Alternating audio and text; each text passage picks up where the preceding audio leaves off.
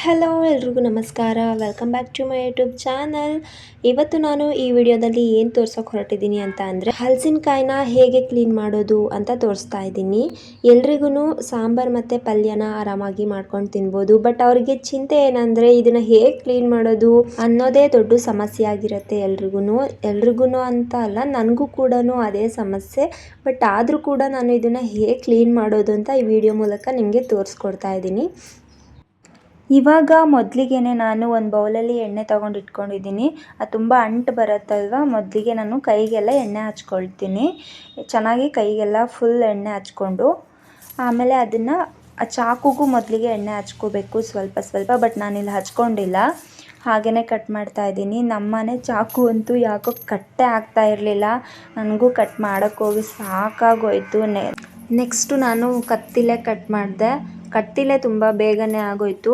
ತುಂಬ ಕೈಯೆಲ್ಲ ನೋವು ಬರುತ್ತೆ. ಬಟ್ ತುಂಬ ಕೇರ್ಫುಲ್ಲಾಗಿ ಕಟ್ ಮಾಡಬೇಕಾಗತ್ತೆ, ಯಾಕಂದರೆ ಸ್ವಲ್ಪ ಸ್ಲಿಪ್ ಆದರೂ ಕೂಡ ಕೈಗೆ ಹೊಡೆತ ಬೀಳೋ ಚಾನ್ಸಸ್ ತುಂಬಾ ಇರುತ್ತೆ. ಸೊ ಹಾಗಾಗಿ ತುಂಬ ಕೇರ್ಫುಲ್ಲಾಗಿ ಕಟ್ ಮಾಡಿ. ನಾನು ಕೂಡ 2-3 ಸಲ ಹೊಡೆಸ್ಕೊಬಿಟ್ಟೆ ಕತ್ತಿಲಿ. ಸೊ ಹಾಗಾಗಿ ನಿಮಗೆ ಹೇಳ್ತಾ ಇದ್ದೀನಿ ಅಷ್ಟೇ.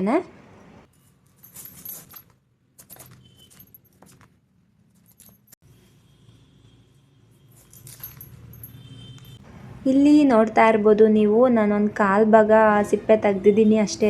ಇನ್ನು ಮುಕ್ಕಾಲು ಭಾಗ ಇದೆ. ಅಷ್ಟು ಬೇಜಾರಂತ ಅನ್ನಿಸ್ತಿತ್ತು ಕಟ್ ಮಾಡೋದಕ್ಕೇ. ಯಾಕೋ ಗೊತ್ತಿಲ್ಲ, ತುಂಬ ಟೈಟಾಗಿ ಇರ್ತಿತ್ತು ಅದು ಕಟ್ ಮಾಡೋದಕ್ಕೇ ನನಗೆ. ಸೊ ಇದು ಎಷ್ಟು ಬೇಗ ಮುಗಿಯತ್ತಪ್ಪ ಅಂತಾನೆ ಅನಿಸ್ಬಿಡ್ತು ನನಗೆ ಕಟ್ ಮಾಡೋ ಅಷ್ಟರಲ್ಲಿ.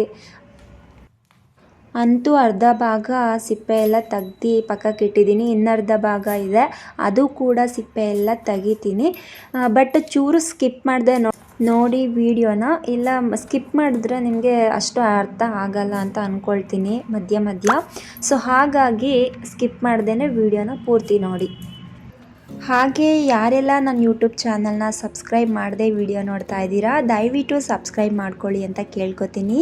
ಮೊದಲೇ ಯಾರು ಸಬ್ಸ್ಕ್ರೈಬ್ ಆಗಿದ್ದೀರಾ ನನ್ನ ಚಾನಲ್ಗೆ, ಅವ್ರಿಗೆಲ್ಲ ಥ್ಯಾಂಕ್ ಯು ಸೋ ಮಚ್. ಹೀಗೆ ಸಪೋರ್ಟ್ ಮಾಡ್ತಾಯಿರಿ. ಹಾಗೆ ಹಲಸಿನಕಾಯಿನ ಸಾಂಬಾರು ಕೂಡ ಹೇಗೆ ಮಾಡೋದು ಅಂತ ನೆಕ್ಸ್ಟ್ ವ್ಲಾಗಲ್ಲಿ ಅಪ್ಲೋಡ್ ಮಾಡ್ತಾ ಇದ್ದೀನಿ ನಾನು. ಸೊ ಮಿಸ್ ಮಾಡದೆ ನೋಡಿ.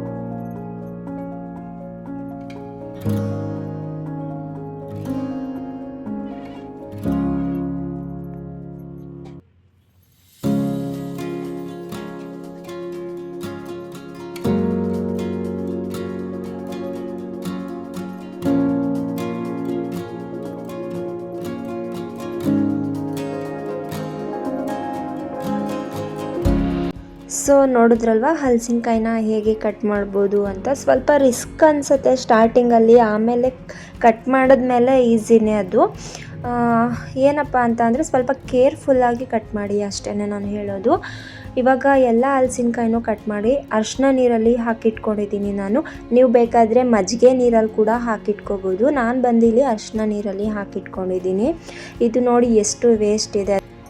ನಿಮಗೇನಾದರೂ ಈ ಥರ ಕತ್ತಿಲಿ ಅಂಟು ಹೋಗಲಿಲ್ಲ ಅಂತ ಅಂದರೆ ಬೈ ಚಾನ್ಸ್ ಆ ಕತ್ತಿಗೆ ಆಯಿಲ್ನ ಹಚ್ಚಿಬಿಟ್ಟು ಒಂದು 5 ನಿಮಿಷ ಈ ಥರ ಸ್ಟವ್ ಆನ್ ಮಾಡಿಬಿಟ್ಟು ಬೆಂಕಿ ಜಳಕ್ಕೆ ಹಿಡಿದ್ರೆ ಸಾಕು. ಅದು ಹಾಗೆ ಅಂಟೇನಿರುತ್ತೆ ಅದೆಲ್ಲ ಕರಗಿಬಿಟ್ಟು ಮೆಲ್ಟಾಗಿ ಹೋಗುತ್ತೆ. ಅದನ್ನು ಒಂದು ಬಟ್ಟೆ ತೊಗೊಂಡು ಒರೆಸಿದ್ರೆ ಎಲ್ಲ ಕ್ಲೀನ್ ಆಗುತ್ತೆ, ಅಂಟೆಲ್ಲ ಏನೂ ಇರಲ್ಲ. ಹಾಗೆ ಕೈಗೂ ಅಷ್ಟೇ ಒಂದು ಸ್ವಲ್ಪ ಆಯಿಲ್ನ ಹಚ್ಕೊಂಡು ಚೆನ್ನಾಗಿ ಹೀಗೆ ರಬ್ ಮಾಡಿ ಒಂದು ಬಟ್ಟೆ ತೊಗೊಂಡು ಕ್ಲೀನಾಗಿ ಒರೆಸ್ಕೊಂಡು ಆಮೇಲೆ ಬೇಕಾದರೆ ಸೋಪ್ ಹಚ್ಚಿ ಕೈನ ವಾಶ್ ಮಾಡ್ಬೋದು ನೀವು. ಸೊ ನೋಡಿದ್ರಲ್ವಾ ಹಲಸಿನಕಾಯಿನ ಹೇಗೆ ಕ್ಲೀನ್ ಮಾಡ್ಬೋದು ಅಂತ. ಐ ಹೋಪ್ ನಿಮಗೆ ಈ ವಿಡಿಯೋ ಇಷ್ಟವಾಗಿರುತ್ತೆ ಅಂತ ಅಂದ್ಕೊಂಡಿದ್ದೀನಿ. ದಯವಿಟ್ಟು ಈ ವಿಡಿಯೋ ಇಷ್ಟವಾಗಿದ್ದರೆ ಲೈಕ್ ಮಾಡಿ, ಶೇರ್ ಮಾಡಿ, ನನ್ನ ಯೂಟ್ಯೂಬ್ ಚಾನಲ್ನ ಸಬ್ಸ್ಕ್ರೈಬ್ ಮಾಡ್ಕೊಳ್ಳಿ ಅಂತ ಹೇಳ್ತಾ, ಹಾಗೆ ಪಕ್ಕದಲ್ಲಿ ಕಾಣ್ತಿರುವ ಬೆಲ್ ಬಟನ್ನು ಕೂಡ ಕ್ಲಿಕ್. ನಾನು ಯಾವುದೇ ರೀತಿ ವಿಡಿಯೋಗಳನ್ನ ಅಪ್ಲೋಡ್ ಮಾಡಿದಾಗ ನೀವು ಇಮಿಡಿಯೇಟಾಗಿ ನೋಡ್ಬೋದು. ಹಾಗಾಗಿ ಮತ್ತೆ ಮುಂದಿನ ವ್ಲಾಗ್ನೊಂದಿಗೆ ಭೇಟಿಯಾಗೋಣ. ಅಲ್ಲಿವರೆಗೂ take care, bye, lots of love.